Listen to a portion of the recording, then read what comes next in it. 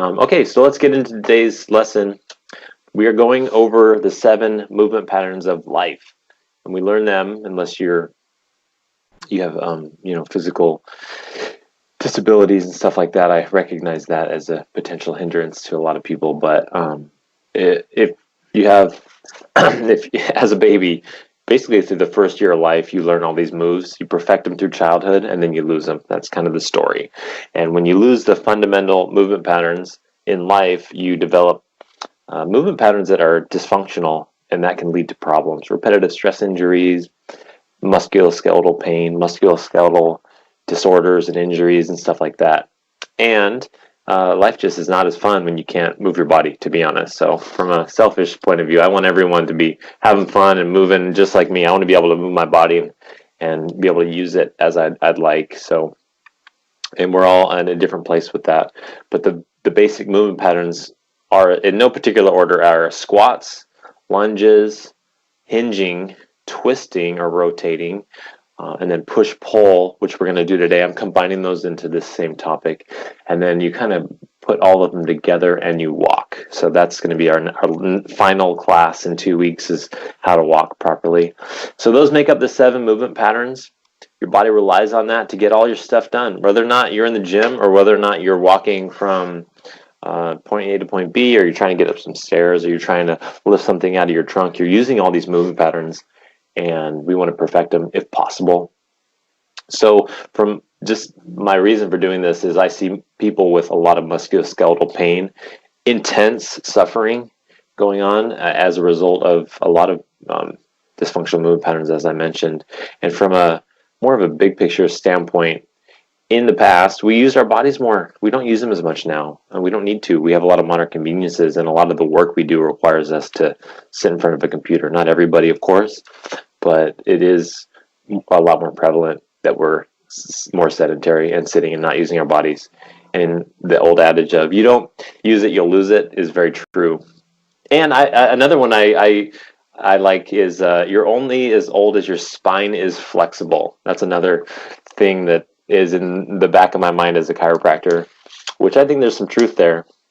So we want to perfect these movements. We want to learn the movements. We want to practice the moves. We want to get better at them, and that's going to help us avoid injuries and hopefully make life easier and more fun. So let's talk about today's topic, which is the push and the pull. The push and the pull are 2 types of movement patterns that are pretty similar. You're either pushing something away from you, or you're pulling it closer towards you. And most of the time you're pushing it or pulling it towards your chest area or your trunk area. You can push with your legs, of course, but we're talking about push and pull in the context of your arms. So there's 2 types within the push and pull. There's 2 types of subcategories. There's the vertical push and the horizontal push, or basically pushing something above and away your head, or pulling something from above you towards you, or pushing something away from your chest, or pulling something towards your chest. So those are the movement patterns. To push and to pull, it's going to require a little bit more strength. And so I recognize that everyone's in a different spot. So try and be aware of that as I go through this. So let's talk about pushing. So pushing, again, you're pushing something away from your chest, or you're pushing something over your head, both important movements. So let's talk about what you want to do. You got to test yourself. Where are you at? There's a couple ways to look at this. If you're going to join the FBI today and you had your physical fitness test, okay, so we're all in the same boat here. We're all going to walk down to the field, and there's a FBI instructor there, and part of the FBI test is to do push-ups. And based on your age, you get scored how many push-ups you can do. So we're all a little bit different on how many push-ups we can do based on our age. That's how they classify it. So the older you are, the less you should be able to do, and the younger you are, the more you should be able to do. It's not always true, but that's one way to look at it. So the push-up is a fantastic exercise that you don't necessarily want to be doing a lot of, I think. I think there's a lot better ways to modify pushing, but from the sense of gathering where you are in life, it's a good idea to know if you can do a push-up or not, and how many you can do. So let's talk about how to test yourself. You get into the push-up position. If you don't know what that is, you're on your toes and you're on your hands in a plank position. You're going to lower your body to the ground and then push it back up. there's a push-up. A lot of times when people do a push-up, they exacerbate posture abnormalities. So shoulders start rounding, head juts out awkwardly, and then the lower back sags. And that posture is prevalent with our seated postures. So that's a sign that you have posture problems, and that's also a sign that you lack stability in your low back and your core, and probably some weak muscles, weak glutes, weak core muscles in your back and your pelvis. So everyone who's listening to this talk, I'm going to encourage you to try to do one push-up. And if you can't do a push-up, try. So that's the goal here. The gold standard is to be able to do a couple push-ups, and we got to improve our movement patterns to do that. So how do you make it better? There's a lot of ways to make it better. If you go to YouTube University, which is just YouTube, and you type in how to do a push-up, you'll see tons of videos on how to make push-ups better. But from my perspective, we want to start by doing a couple drills to make our push-up better. First of all, recognize that you don't have to do a push-up on the ground on your toes. You can modify that position and still get an extremely awesome benefit. One of the things you can do is do a push-up where you're standing against a wall.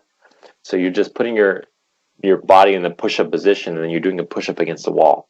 And then you can slowly work your way down towards the floor and to the ultimate goal of doing a regular push-up or a standard push-up. So you can go from the wall to your kitchen counter to maybe a park bench, and then maybe to your knees, and then maybe to your toes. So you can progress yourself down. That's one way to do it. Another way to do it that I kind of like, it's more of a test. It's more of it's more of a, it'll reveal some functional muscle weaknesses.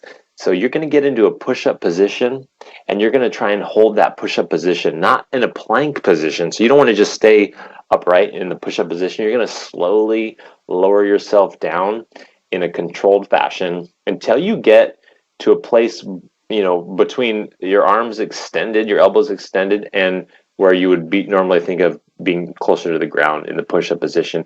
Somewhere in there is where you want to be holding that position in an isometric way, which means you go down and then you hold the position 5 to 10 seconds. Somewhere there's a range somewhere, but you have to bend your arms to find it. You're not allowed to lock your arms out because you're not really using your muscles. It's a little bit cheating if you're just holding the plank. So you lower your chest towards the ground, try and stay really controlled, and then you stop and hold yourself and count, anywhere from 1 to 10 seconds. I'd say 5 seconds is a good sweet spot. You're going to hold yourself in that position and until you can't hold yourself there anymore. And then that's where you're going to practice. So you hold yourself down in that position, maybe 5 seconds, maybe 10 seconds, and then when your muscles give out, you rest for a minute or two, do it again. So that's the drill. And then if you can start doing that, you're going to notice maybe you go deeper every time. Maybe you can only bend your elbows like an inch, and that's where you have to hold it for 5 seconds. That's great. That's your starting point. It doesn't matter. You don't want to compare yourself to anyone else but yourself. And then you just work yourself down until you can hold maybe your push-up position with your chest closer to the ground. And then eventually you'll find that you can push yourself back up out of that. And if you practice it, you'll notice that you can do push-ups. So that's pushing. I'm going to go on to the next one now, but I'm leaving a lot out. I'm not talking about overhead pressing because I don't want to. That's almost a different discussion for me. And so we can talk about that in a different class. But so the pushing drill is your homework. Test yourself, see if you can do a push-up. And then the drill is isometric push-up holds. So you lower yourself down comfortably, hold for 5 seconds, repeat a few times, and keep doing that for a couple weeks until you can do a couple controlled push-ups. So now we're going to move on to the pulling.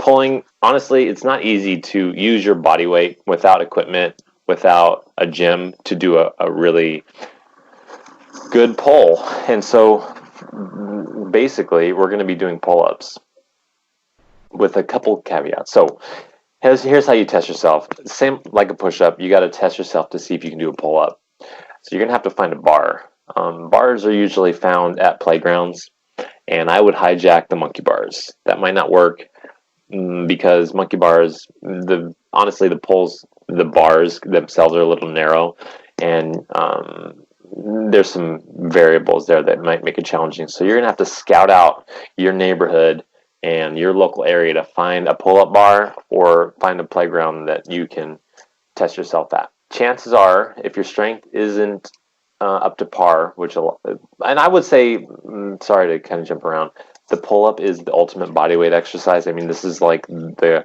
top, the most difficult body weight exercise is a pull-up. But like a push-up, what I find is people tend to go into that dysfunctional posture, just like push-ups. Head juts forward, shoulders round, and maybe the low back is either swaying or like, kind of going into extension. And that's not good. That's going to make the pull-up way harder. It's going to potentially injure you. And so if you find yourself there, you're not ready. But grab a pull-up, grab a bar, and try and do a pull-up. So hang from the hanging position, try and pull yourself up.